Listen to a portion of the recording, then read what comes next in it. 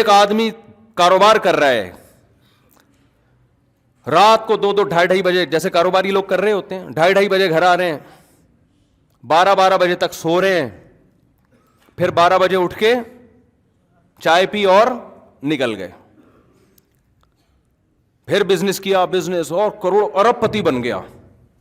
ہو سکتا ہے اس کو ورک شاپس میں بلائے, اس کو موٹیویشن اسپیکر اپنے پروگرام میں بلائیں کہ ماشاءاللہ اسٹرگل کے نتیجے میں آج یہ یہاں تک پہنچا ہے, یہ ٹائم.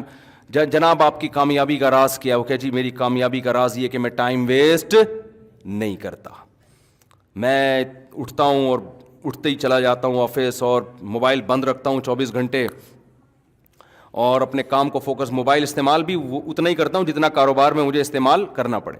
اور جناب ایسے میری زندگی, اور آج میں کروڑ روپے کا مالک ہوں.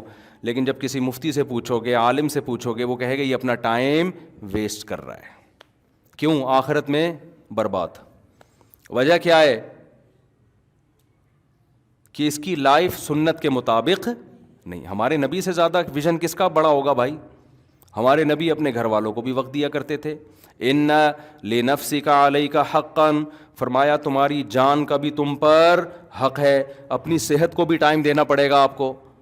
ایسے ایسے کماؤ پوت میں نے دیکھے ہیں, کولیسٹرول کے ڈبے بن چکے ہیں. وہ گھی کا ڈبہ دیکھا ہے آپ نے؟ گھی کا ڈبہ نظر آئے گا, دور سے چلتے ہوئے آ رہے ہیں, کروڑوں روپے کما لیے, نہ صحت کی طرف توجہ, نہ ورزش, نہ ایکسرسائز, نہ کھانے پینے پہ کنٹرول, نہ بیوی بچوں کی توجہ. بچے باغی ہو گئے, کمانے میں ایسے لگے ہوئے ہیں, بچے باغی ہو گئے باپ کے, کیونکہ بچپن میں باپ نے ان کو محبت ہی نہیں دی, ٹائم ہی نہیں دیا. بچہ دیکھو, جو بچے کو ٹائم دیتا ہے نا, بچہ اسی کو مانتا ہے. بچہ یہ ڈاکومنٹیشن کو نہیں مانتا. ابے ڈاکومنٹس میں لکھا ہوا ہے یہ اماں ہے, لیکن پال پڑوسن رہی ہے اس کو, تو بچہ کس کی گود میں جائے گا؟ پڑوسن کی گود میں جائے گا. آپ اس کو بتائیں, یا بچے کو محبت دے رہا ہے ماموں, فرض کر لو, ہر وقت اس کو گود میں اٹھاتے ہیں ماموں بچے کے, اور اس کو شاپنگ کرانے لے جاتے ہیں, پارک میں لے کے جاتے ہیں. ابا کے پاس ٹائم ہی نہیں ہے نا.